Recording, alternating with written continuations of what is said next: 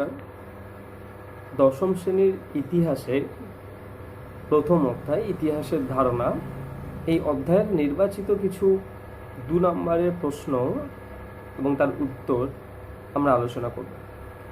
প্রশ্নগুলো সাধারণত শিক্ষার্থীদের নিজস্ব প্রশ্ন, তাদের সমস্যার প্রশ্ন, সেইগুলোই আমি সমাধান করার এবং উত্তর দেওয়ার চেষ্টা করছি।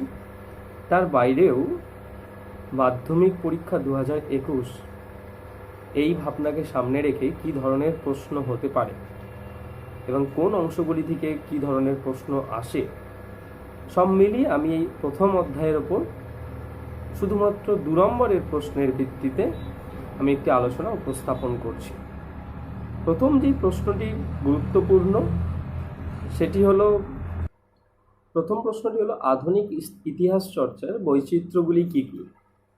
বর্তমানে বিভিন্ন ক্ষেত্র ইতিহাসের অন্তর্ভুক্ত হওয়ায় ইতিহাস চর্চার চিন্তা এবং চিরাচরিত ধারণার পরিবর্তন হয়েছে।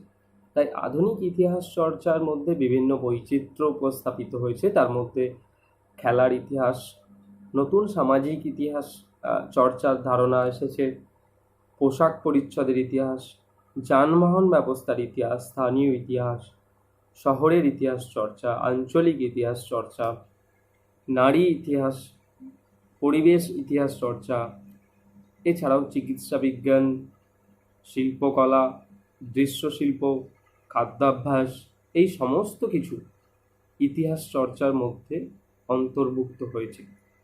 তাই ইতিহাস চর্চার দৃষ্টিভঙ্গি পাল্টেছে এবং ইতিহাস চর্চার মধ্যে বৈচিত্র্য এসেছে। দ্বিতীয় প্রশ্ন যেটি গুরুত্বপূর্ণ সেটি হলো ইতিহাস চর্চায় অ্যানাল স্কুলের ভূমিকা কী। প্রথমেই জানা দরকার অ্যানাল স্কুল কী। ভারত ইতিহাস চর্চার ক্ষেত্রে 1960 এবং 70-এর দশকে সামাজিক ইতিহাস চর্চার প্রবণতা বিশেষ বৃদ্ধি পায়। সেই সময়কালে সামাজিক ইতিহাস চর্চার অন্যতম পথিকৃৎ ছিল এই ফ্রান্সের অ্যানাল স্কুল। মার্ক ব্লক, এছাড়াও লুসিয়ান ফেভার, এই দুজন ব্যক্তি প্রথমে ফ্রান্সে 1928 খ্রিস্টাব্দে দ্য অ্যানাল নামক এক পত্রিকা প্রকাশ করেন এবং তার পরবর্তী বছর 1929 খ্রিস্টাব্দে তারা অ্যানাল স্কুল প্রতিষ্ঠা করে এবং ইতিহাস চর্চার সাধারণ ধারণাতে পরিবর্তন আসে।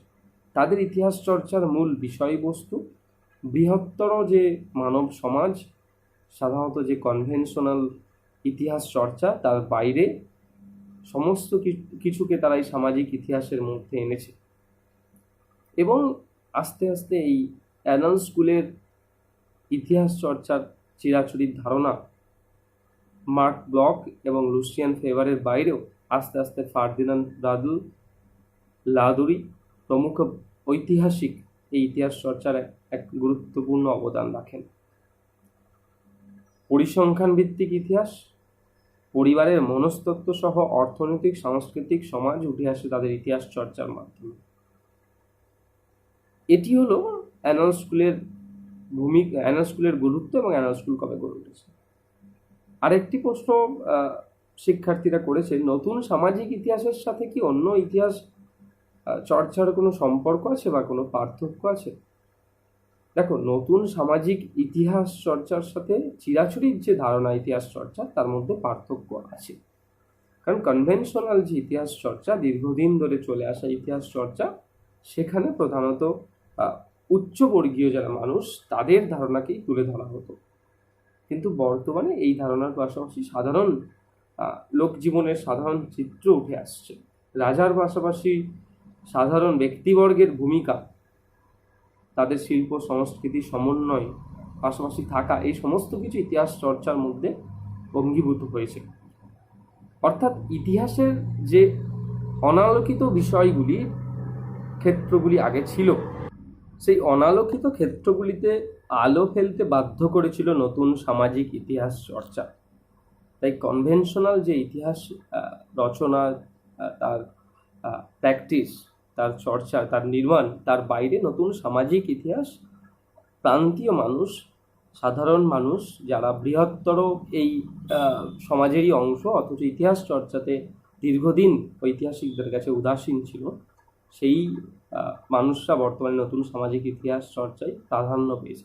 অর্থাৎ তলা থেকে ইতিহাসকে দেখা হচ্ছে, নতুন করে সার্চ লাইটের আলোতে এই ইতিহাসকে ফেলে বিশ্লেষণ করা হচ্ছে। এইটি হলো নতুন আধুনিক সামাজিক ইতিহাস চর্চার সাথে চিরাচরিত ধারণায়, চিরাচরিত প্রথাতে ইতিহাস চর্চার পার্থক্য। সেখানে উপাদানেরও একটি পার্থক্য আছে, উপাদান ব্যবহারের ক্ষেত্রেও পার্থক্য এসেছে। এটি হলো নতুন সামাজিক ইতিহাস চর্চার অবদান পূর্বের তুলনায়। পরের প্রশ্ন, এখান থেকে সাধারণত আরেকটি যে প্রশ্ন আসে সেটি হলো নিম্নবর্গীয় ইতিহাস চর্চা সেটি কবে শুরু হচ্ছে এবং কারা এই ধরনের ইতিহাস চর্চার সাথে যুক্ত। 1980-র দশকে দক্ষিণ এশিয়াতে জাতি, ধর্ম, বর্ণ নির্বিশেষে যারা প্রান্তীয় মানুষ তাদের নিয়ে ইতিহাস চর্চার একটা ধারা লক্ষ্য করা যাচ্ছে, একটা প্রবণতা লক্ষ্য করা যাচ্ছে। তাই প্রধানত নিম্নবর্গীয় ইতিহাস চর্চা বা সাবঅল্টার্ন হিস্ট্রি 1985 খ্রিস্টাব্দে 1985 এই ইতিহাস চর্চা ভারতে শুরু হয়। রণজিৎ গুহ, পার্থ চ্যাটার্জি, শহীদ আমিন, গৌতম ভদ্র এবং বাইরে ভারতের বাইরে এরিক হাবসবম প্রমুখ ব্যক্তিগণ, এছাড়াও জ্ঞানেন্দ্র পাণ্ডে প্রমুখ ঐতিহাসিক এই ইতিহাস চর্চার সঙ্গে যুক্ত। আরেকটি প্রশ্ন এখান থেকে আসে, সেটি খুবই গুরুত্বপূর্ণ। খেলার ইতিহাসে দুজন ঐতিহাসিকের নাম করো, নাম লেখো যারা ইতিহাস চর্চার সাথে যুক্ত। একাধিক ব্যক্তি আছেন, সেখানে সবথেকে গুরুত্বপূর্ণ দুজন, সে বড়িয়া মজুমদার এবং কৌশিক বন্দ্যোপাধ্যায়। খেলা যখন ইতিহাস এবং 22 ইয়ার্স টু ফ্রিডম, এই দুটি হলো গুরুত্বপূর্ণ তাদের দুজনের লেখা গ্রন্থ।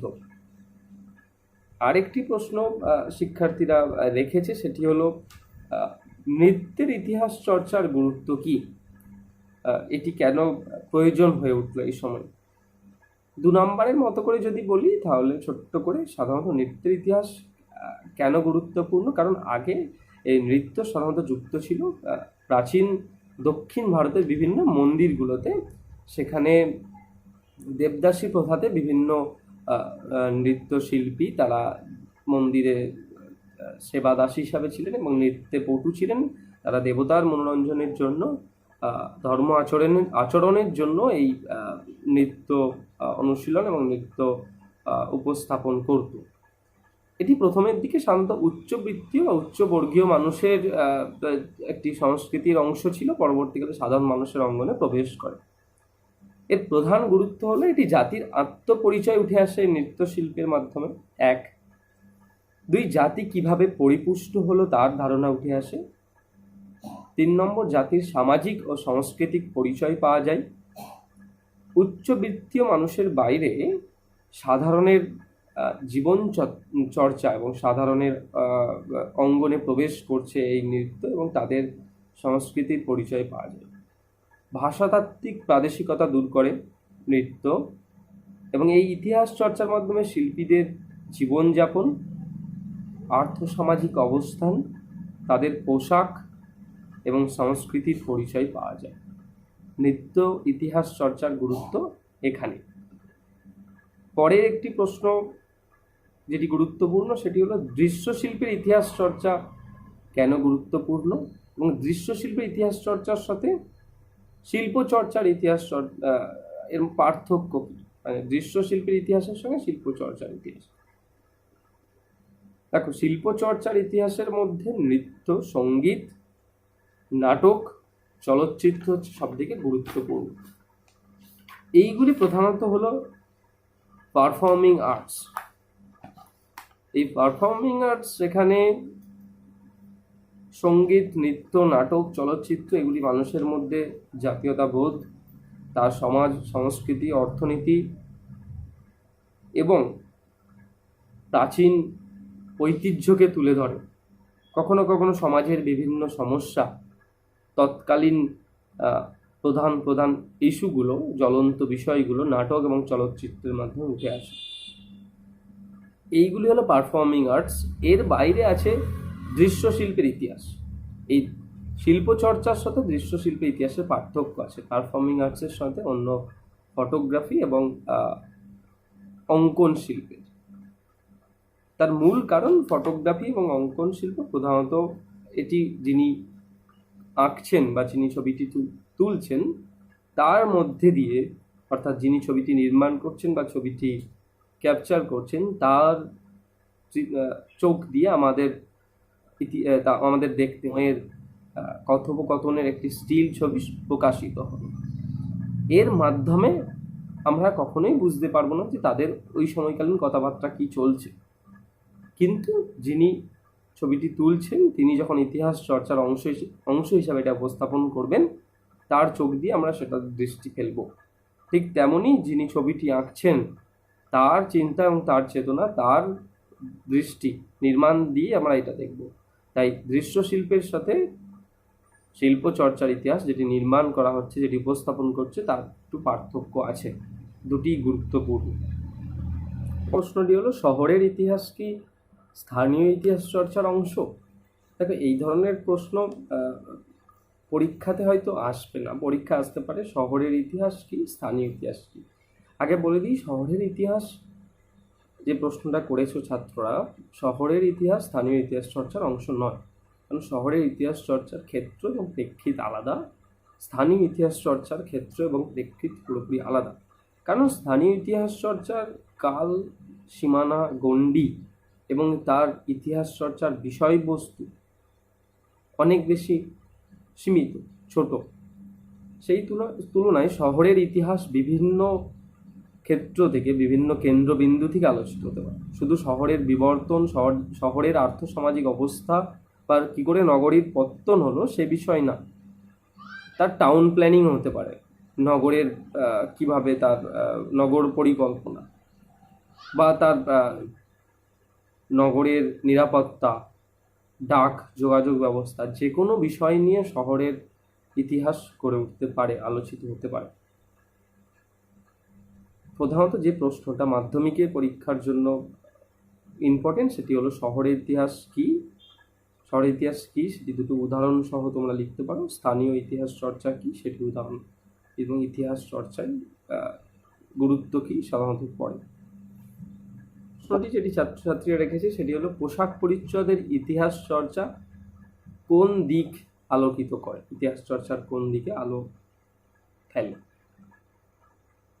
পোশাক পরিচ্ছদের ইতিহাস প্রধানত আর্থসামাজিক অবস্থানকে তুলে ধরতে পারে একটি অঞ্চলের পোশাক এবং পরিচ্ছদের ভিত্তিতে।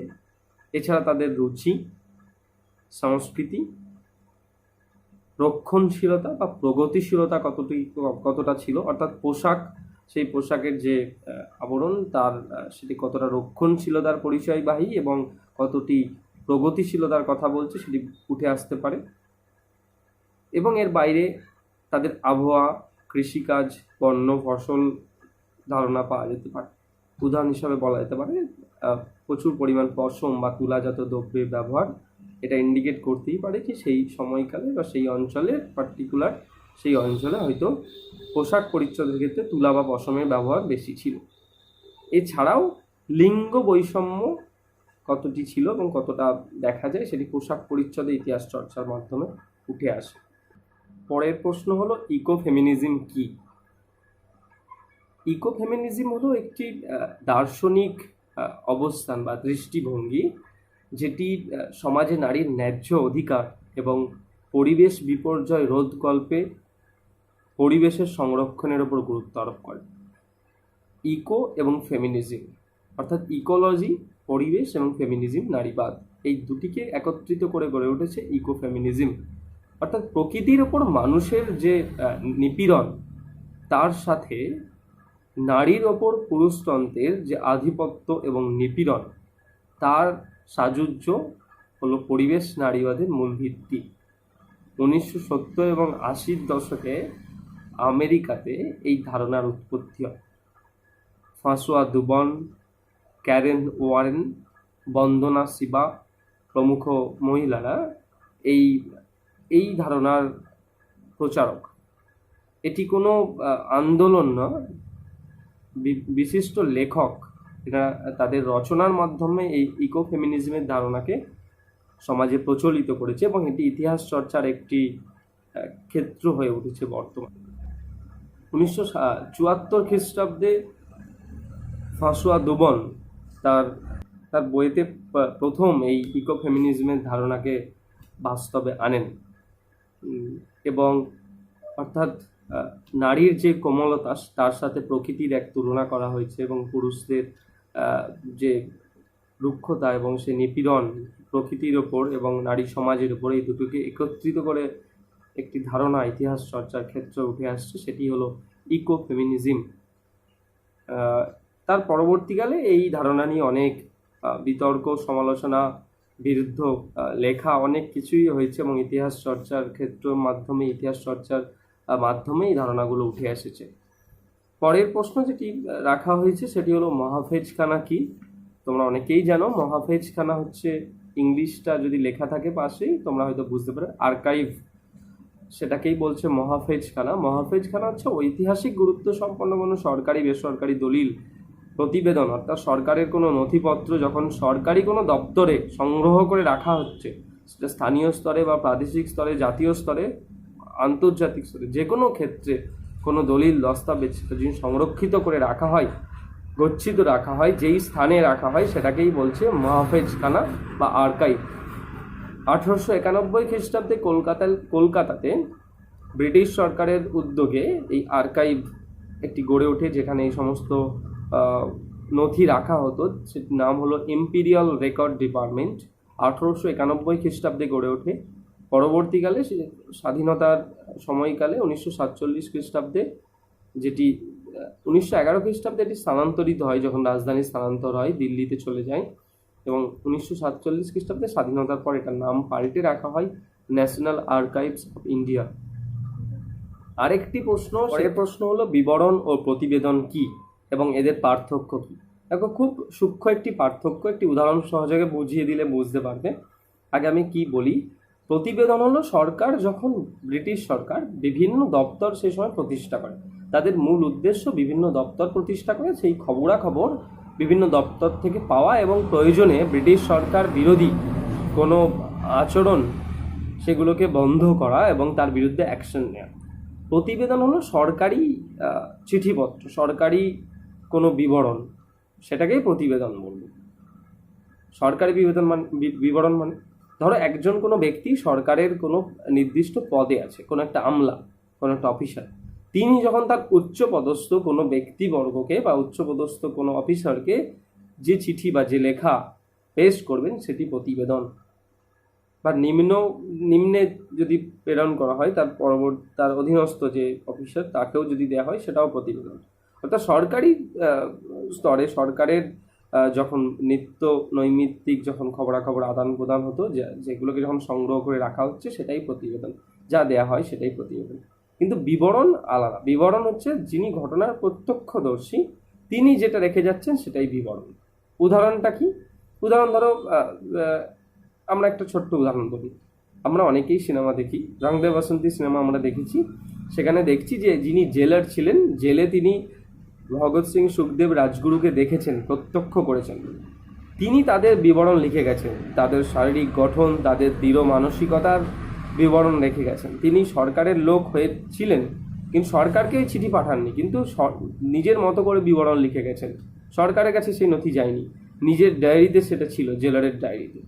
তার পরবর্তীকালে তার নাতনি আসছে এবং তিনি ওই ঘটনার দেখছেন, পড়ছেন এবং সামনে একটা প্রজেকশন হচ্ছে যে এটাই হচ্ছে ভগৎ সিং। বিবরণ সেটাই, যিনি ঘটনার প্রত্যক্ষদর্শী, যিনি দেখছেন সেটাই বিবরণ। আর প্রতিবেদন যিনি সরকারি স্তরে যখন চিঠি আদান প্রদান হবে সেটি প্রতিবেদন। এছাড়াও এখান থেকে গুরুত্বপূর্ণ অনেকগুলি প্রশ্ন 2 নম্বরের হতে পারে। সমস্ত বইগুলি ভালো করে রাইটারের নাম সহ দেখবে। আত্মজীবনী স্মৃতিকথার মধ্যে যে সমস্ত 2-4টে নাম আছে সেগুলো, তাদের লেখা বইগুলো গুরুত্বপূর্ণ। এবং এছাড়াও স্থানীয় ইতিহাস চর্চার ওপর 2জন ঐতিহাসিক, তাদের লিখিত বই, বিজ্ঞান, প্রযুক্তি ও চিকিৎসাবিদ্যার ওপর লিখিত বই, নারী ইতিহাস চর্চা কেন গুরুত্বপূর্ণ বর্তমানে, এবং নারী ইতিহাস চর্চা করেন এমন কয়েকজন ঐতিহাসিকের নাম, সোমপ্রকাশ পত্রিকা কে কত সালে লিখছেন, পত্রিকা কত সালে চালু করছেন সেখানে, আর সাময়িক পত্র, সংবাদপত্র কী, এই সমস্ত হলো মোটামুটি এই চ্যাপ্টারের ওভারঅল 2 নম্বর। 1+1ও থাকতে পারে এবং কনসেপ্টের দিক থেকেও টোটাল 2 মার্কসের কোয়েশ্চেন থাকতে পারে। আমাদের ছাত্রদের যা প্রশ্ন ছিল সেগুলো আমি তুলে ধরার চেষ্টা করলাম। আশা করছি ভিডিওটা দেখলে তোমাদের বিষয়গুলি পরিষ্কার হবে এবং স্বচ্ছ ধারণা গড়ে উঠবে। সকলে ভালো থেকো, সুস্থ থেকো। তোমাদের সঙ্গে পরে দেখা হবে। কোনো সমস্যা থাকলে ভিডিওর নিচে কমেন্ট বক্সে তোমরা জানাতে পারো বা আমার সঙ্গেও যোগাযোগ করতে পারো। নমস্কার, ভালো থেকো।